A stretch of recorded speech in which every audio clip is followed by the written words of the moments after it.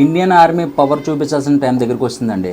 కాశ్మీర్లో పహల్గామ్లోని బైసారిన్ వ్యాలీలో కొంతమంది టూరిస్టులు ఎంజాయ్ చేస్తున్న సమయంలో ఆర్మీ వేషంలో వచ్చి ఐడి కార్డులు చెక్ చేసి ప్రతి ఒక్కరిని డివైడ్ చేసి నువ్వు హిందువా, నువ్వు ముస్లిము అని చెప్పి ముస్లింలందరినీ కూడా పక్కకి వెళ్ళిపోమని హిందువులకి ప్యాంట్ తీసి చెక్ చేసి మరీ చంపారంటే అసలు పాకిస్తాన్ నా కొడుకుల్ని ఎలా చంపాలంటే మేము చేసేది ఒక్కటే, కోబోతులు వెలిగించి ర్యాలీలు చేసి మీ అందరి ఆత్మ సాధించాలని మేము కోరుకుంటాం. కానీ మీకు సరైన గుణపాఠం చెప్పేది మా ఇండియన్ ఆర్మీ.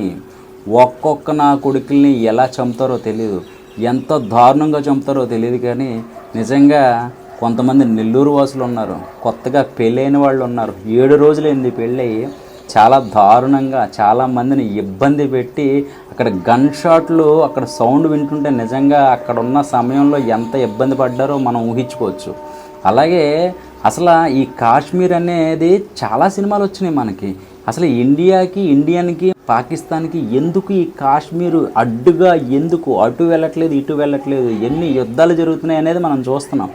అలాంటి ప్లేస్లో సెక్యూరిటీ ఏం చేస్తుంది అంటే అక్కడ కార్లు వెళ్ళవు, ఏమీ వెళ్ళవు, సరైన ఫుడ్ కూడా దొరకదు, గుర్రాల మీద వెళ్ళాలని చెప్తున్నారు కదా. అసలు అంత జాగ్రత్త తీసుకోపోవడానికి కారణం ఏంటి? చాలామంది పెద్ద పెద్ద వాళ్ళందరూ కూడా పెద్ద పెద్ద యూట్యూబర్స్ 2-3 సంవత్సరాల కిందట కూడా దాని మీద చాలా రీసెర్చ్లు చేసి చెప్పారు. చాలా షూటింగ్స్ జరుగుతాయి, చాలామంది ఇండియా వాళ్ళు వస్తారు అని చెప్పి. అలాంటిది మన హిందువుల మీద ఇంత దారుణమైన సంఘటనకి ఒడిగడతారని నిజంగా ఎవరు ఊహించలేదు. ఎందుకంటే పాకిస్తాన్ వాళ్ళు ఇండియా ఆర్మీ ఎన్నో యుద్ధాలు చేసుకున్నారు, కానీ ఒక సామాన్యమైన వ్యక్తి మీద ఇంత దారుణంగా చంపడం అనేది నిజంగా చాలా బాధాకరం అండి. ఒకటే చెప్తున్నాము, మీరు నిద్రపోవద్దు.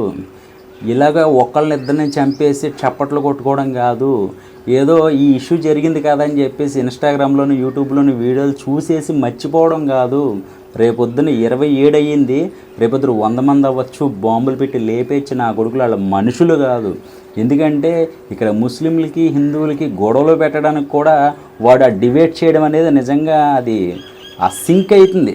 అంటే మేమందరం కూడా ముస్లింలు, మేమందరం ఒకటే అనుకుంటున్నారేమో, కానీ ఇక్కడ మా భారతదేశంలో ముస్లింలు ఎప్పుడూ అలాంటి విభేదాలు చూపించలేదు. హిందూ ముస్లిం బాయ్ బాయ్ అని అనుకున్నారు.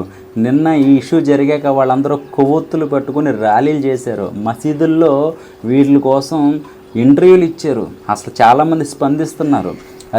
అదిరా ఇక్కడ అందరిదే కోసిన రక్తం అదే. కానీ ఏంటంటే మీరు ఎలాంటి నా కొడుకులంటే ఒక్క కాశ్మీర్ కోసం మీరు ఎంతమందిని చంపినా ఈసారి మాత్రం మ్యాటర్ చాలా సీరియస్గా ఉంటుంది. సో నిజంగా కొత్తగా పెళ్ళైన జంట ఆ వీడియోలు చూస్తుంటే ఎంత బాధగా ఉందంటే తన మాటలు వింటుంటే మనం అర్థం చేసుకోవచ్చు. నన్ను కూడా చంపేయండి అని అక్కడ ఉన్న కొంతమంది సాక్షులు ఎలా జరిగింది, ఎలా చెక్ చేశారు, ఎలా ముసుగులో వచ్చారు, ఆ కొడుకులు ఎలా దూరారు అని ప్రతి ఒక్కటి కూడా స్పష్టంగా అక్కడ ఉన్న కొంతమంది సాక్షులు చెప్తుంటే ఎంత అజాగ్రత్త జరిగింది అనేది అనిపిస్తుంది. నిజంగా ఇక్కడ జరిగింది ఏంటంటే ఫస్ట్ ఆఫ్ ఆల్ అక్కడికి ఎవరో రారు అనేది పాకిస్తాన్ వాళ్ళు కాశ్మీర్ కోసం ఎన్నో ప్రయత్నాలు చేస్తున్నప్పుడు పోవడమే మెయిన్. సో ఏం జరిగినా 28-27 ప్రాణాలు పోయినాయి. వాళ్ళందరూ ఆత్మ శాంతించాలని అందరం కూడా మనం మనస్ఫూర్తిగా ప్రార్థన చేద్దాము. సో ఇంకా తొంగి నక్కి ఏదాలి. పాకిస్తాన్ అనే నా కొడుకుల్ని తొక్కుకుంటూ పోయి ఒక్కొక్కరికి గుణపాఠం చెప్పాలి. సమయం ఇంకా లేదు, సరైన సమాధానం చెప్పేయాలి. ఎందుకంటే నేను ఒక్కడనో చాలామంది వీడియోస్ చేస్తున్నారు, కానీ ఇది ఎవడో చూస్తాడో ఎవడో చూడడం మనకు తెలియదు. కానీ ఏంటంటే గుణపాఠం చెప్పాలి. మన ఇండియన్ ఆర్మీ సత్తా ఏంటో చూపించాల్సిన టైం దగ్గరికి వచ్చేసింది. మీరు